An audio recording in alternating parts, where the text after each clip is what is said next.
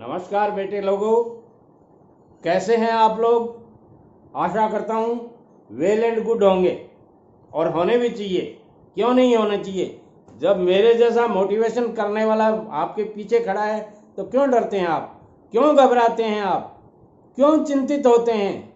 देखिए, इस संसार में सुखी कौन है? सुखी वो है जो अपने आप में सुखी है, दुखी वो है जो अपने आप से दुखी है। इसलिए यदि सुख चाहिए आपको तो पहले कुछ सीखना शुरू करो, और जब आप सीख जाओगे तो आपको सुख महसूस अपने आप हो जाएगा। आज बात करते हैं कि कौन सा भी काम करने से आपको सुख मिलता है। देखिए दोस्तों, आप बिजनेस करते हैं और बिजनेस करने में आप असफल हो जाते हैं या किसी कारण से आपका बिजनेस चलता नहीं है, तो आज मैं आपको शानदार टिप बताने वाला हूं कि क्यों नहीं बिजनेस चल रहा है आपका, क्या कारण है उसके पीछे। इसलिए मैं कहूँगा, खरीदना सीखो बेटे लोगों, बेचना बहुत आसान हो जाएगा। ध्यान दीजिए मेरे एक एक शब्द को। आप चाहे कोई भी बिजनेस करते हो, उसमें आपकी बाइंग कैपेसिटी अच्छी होनी चाहिए, आपका बाइंग करने का तरीका अच्छा होना चाहिए, आपकी बाइंग करने का प्रोडक्ट अच्छा होना चाहिए, और आपकी बाइंग करने की जो कला है वो आपकी अद्वितीय होनी चाहिए। अद्वितीय का मतलब क्या होता है आप समझते होंगे, जो दूसरा नहीं कर सकता हो। ऐसी बाइंग आप करेंगे तो आपका बिजनेस चलने नहीं, दौड़ने लग जाएगा। और कुछ लोग कहते हैं सर प्रोडक्ट तो ले आते हैं मगर बिकते नहीं हैं। उसका कारण यही है कि आपको खरीदना नहीं आया बेटे लोगों। बिजनेस में जो आदमी खरीदना सीख गया वो समझ लो बिजनेस की 75% 75% बारीकियों को समझ गया। जो अच्छा बायर नहीं हो सकता, अच्छा सेलर कभी नहीं हो सकता। जो अच्छा बायर नहीं हो सकता, वो अच्छा प्रॉफिट मेकर नहीं हो सकता। जो अच्छा बायर नहीं हो सकता, वो अच्छा दुकानदार नहीं हो सकता। क्यों नहीं हो सकता? आप लोगों के खरीदने का तरीका क्या होता है? ज्यादातर लोगों को मैंने देखा है जो बड़े शहरों में जाके खरीद के लाते हैं और ये सोचकर खरीद के लाते हैं कि वहां से अपन सस्ती रेट में खरीद के लाएंगे, मगर नतीजा क्या होता है, वहां वो लोग लूट के आ जाते हैं।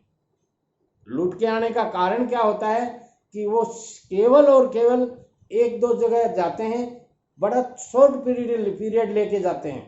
जिस शहर में वो रहते हैं वहां से रात की बस में बैठते हैं और सुबह लुधियाना पहुंच जाते हैं, और लुधियाना पहुंच करके वहां आराम से लुधियाना पहले तो घूमने की कोशिश करते हैं, अच्छे अच्छे होटलों में तफरी करने की सोचते हैं, और जब 2 दिन का घर वालों को कह के जाते हैं तो जब चलने का टाइम होता है उससे 2 घंटे पहले 4 घंटे पहले दुकान में जाते हैं, किसी एक दुकान में, और वहां अगले ने जो मांगा, जो परोसा, जो दिया, वो लेके ऑर्डर देके वहां से आ जाते हैं।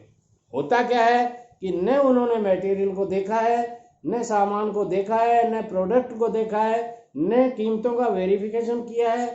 जब तक आप 3 दुकानों पर जाकर के रेट का वेरिफिकेशन नहीं करेंगे, आपके कैसे समझ में आ गया कि आपने जो माल खरीदा है वो सही रेट में आ रहा है?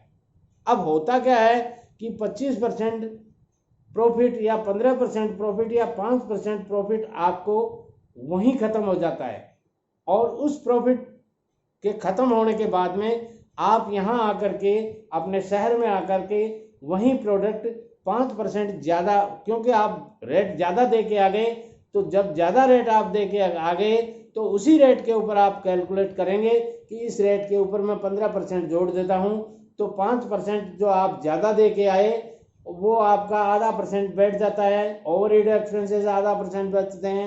15% आपने प्रॉफिट लेना है तो आपका ये 21% प्रॉफिट आप जोड़ते हैं, यानी 5% वो ज़्यादा दे दिया वो जोड़ते हैं, और ऐसी स्थिति में कंपटीशन के मार्केट में आप फेल हो जाते हैं। कंपटीशन ऐसा चीज़ है दोस्तों जहां आपको एक एक रुपए की, एक एक पैसे की बारीकियों को समझना पड़ता है। बराबर वाला आपका वही प्रोडक्ट 425 रुपये में बेचता है और आप वही प्रोडक्ट 495 रुपये में बेचते हैं, तो आपका प्रोडक्ट कैसे बिकेगा, क्यों ले जाएगा आपका प्रोडक्ट? सोचिए, आप जवाब दीजिए मेरे शब्दों का कि क्यों ले जाएगा, क्या विशेषता है आप में?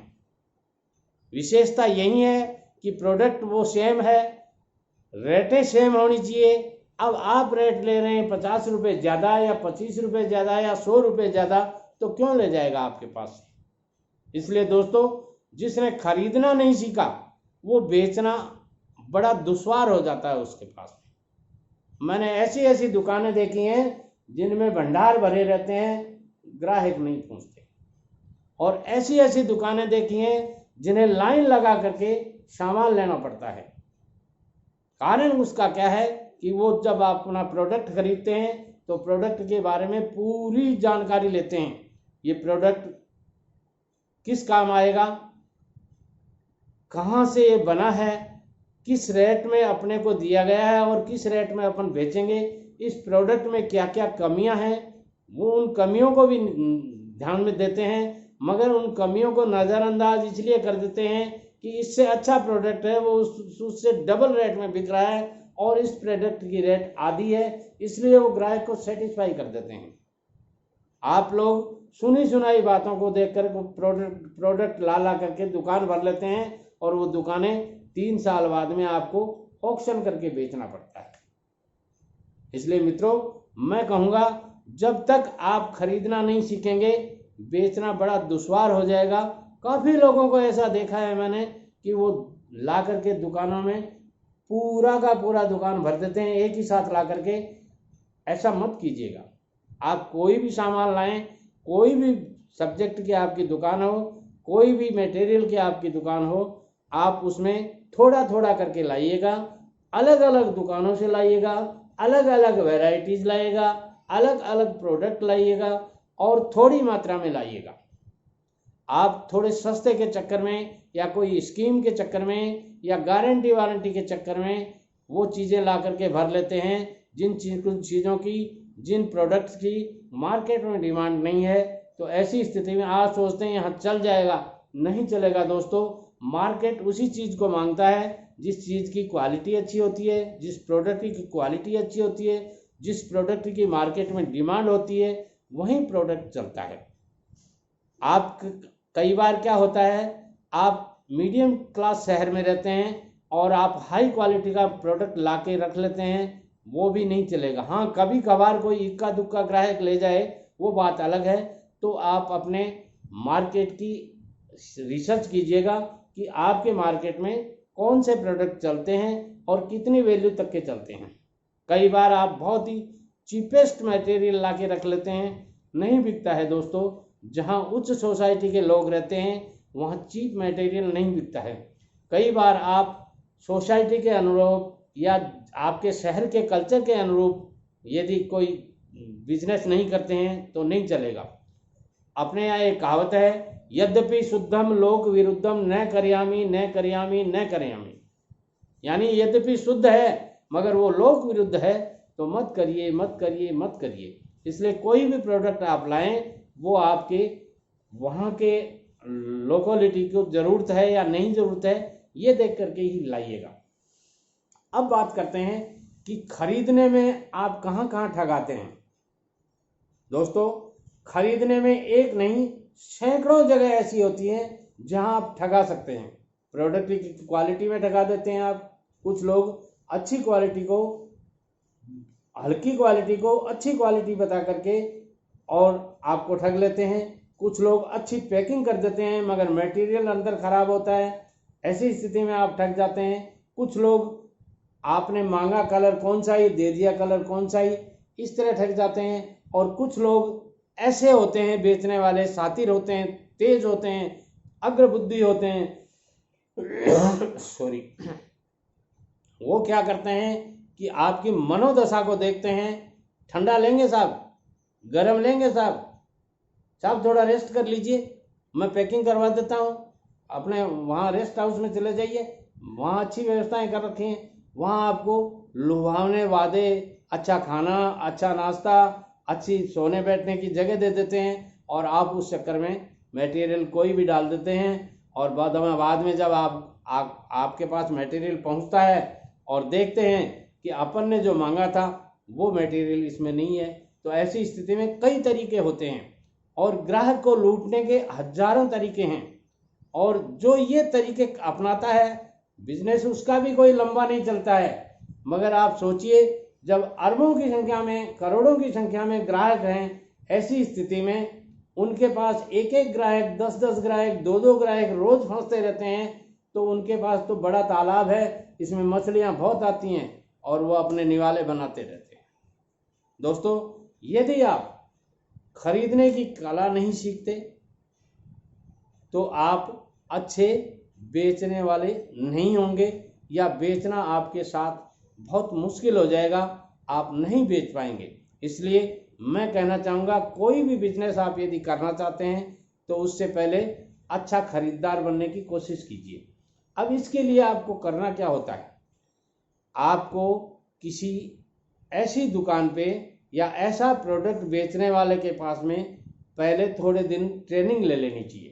यदि आप कोई बिजनेस करना चाहते हैं तो 2 महीने, 4 महीने, 1 महीने, 10 दिन, 15 दिन आप ट्रेनिंग ले लीजिए। अब ट्रेनिंग लेने के लिए यहाँ अपने यहाँ ज़्यादातर बिजनेस की ट्रेनिंग देने वाले बहुत कम मिलेंगे आपको। नौकरी करने की ट्रेनिंग देने वाले हजारों मिल जाएंगे, मगर बिजनेस ट्रेनिंग देने वाले कोई नहीं मिलेंगे।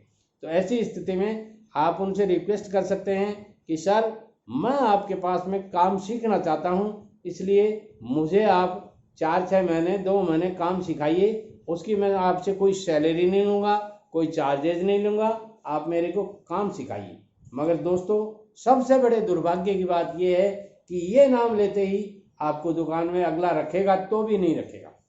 तो इसलिए आपको पहली बार सीधे सरल स्वभाव से आपको जाना होगा कि सर, मुझे नौकरी की आवश्यकता है और आप मुझे काम दीजिए। तो ऐसी स्थिति में वो आपको काम पर रख लेंगे और आप धीरे धीरे उस काम की कला को सीख लेंगे। उनके साथ में जाइए, आपका बॉस कहाँ से परचेजिंग करके लाता है ये सीखिए। जिस बिजनेस को आपको करना है उसी बिजनेस के काम करने वाले के पास में आप नौकरी कीजिए। 4-6 महीने आप नौकरी करेंगे तो धीरे धीरे देखिए, वर्कर लोग, जो बिजनेसमैन है, वो बड़े तेज होते हैं, वो भाग जाते हैं कि आप केवल नौकरी करने आए हैं या काम सीखने आए हैं। तो आप उन्हें बातों बातों में कहिए कि सर, नौकरी करना मेरा उद्देश्य है, मगर इसके साथ साथ काम सीखना भी है। धीरे धीरे आप काम करेंगे और अधिकार दिए नहीं जाते दोस्तों, अधिकार छीने और झपटे जाते हैं। गांधी जी ने भी कहा था ये कि अधिकार दिए नहीं जाते हैं, छीने और झपटे जाते हैं। दौड़ना पड़ता है उनके लिए, झपटना पड़ता है।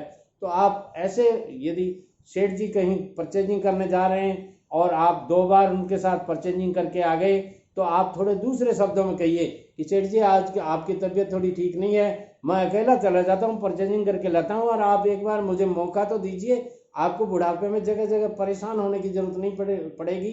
मैं जब बैठा हूँ तो आप वहाँ क्यों जाते हैं, और मटेरियल मैं लाऊंगा, यदि कहीं कोई गलती होगी तो दूसरे दिन जा करके वापस दे आऊँगा, इसलिए आप आराम कीजिए। ऐसी स्थिति में आप यदि इस तरह से उनको संबोधन करेंगे और इसी तरह से आप उनको साथ में ट्रीट करेंगे, और शुद्ध भावना से कीजिए, क्योंकि आपकी भावना में कहीं कोई खोट नहीं होना चाहिए, कोई कपट नहीं होना चाहिए।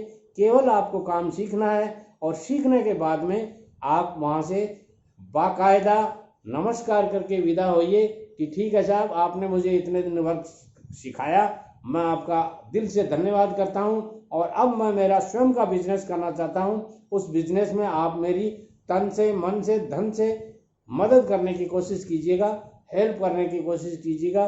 आपके बॉस का एक फोन आपको करोड़पति बना सकता है। ध्यान दीजिए मेरे शब्दों को, ये छोटे शब्द नहीं कह रहा हूं मैं, बहुत बड़े शब्द हैं और बने हैं लोग। ये आदमी मेरे पास काम करता था जी, और बहुत अच्छा आदमी है। यदि ये शब्द वो मार्केट में फैला देता है तो ये समझ लीजिए आपकी गुडविल तो बन गई। वीडियो पसंद आता है, लाइक, शेयर और कमेंट जरूर कीजिएगा। आपका एक कमेंट मुझे कल दूसरा वीडियो बनाने में बहुत मदद करता है, इसलिए एक कमेंट जरूर कीजिएगा, हर रोज कीजिएगा, और 5 दोस्तों में इस वीडियो को जरूर शेयर कीजिएगा, क्योंकि जिस वीडियो की आपको ज़रूरत है, जो वीडियो आपको पसंद आ रहा है, निश्चित रूप से आपके दोस्तों को पसंद आएगा। अपना ख्याल रखिए, अपने से बड़ों का अपने से भी ज़्यादा ख्याल रखिए, और सौभाग्य से यदि आपके दादाजी दादी जी आपको प्राप्त हैं तो मैं कहूँगा नतमस्तक होकर के उन्हें चरण स्पर्श के साथ में अभिवादन कीजिए। नमस्कार।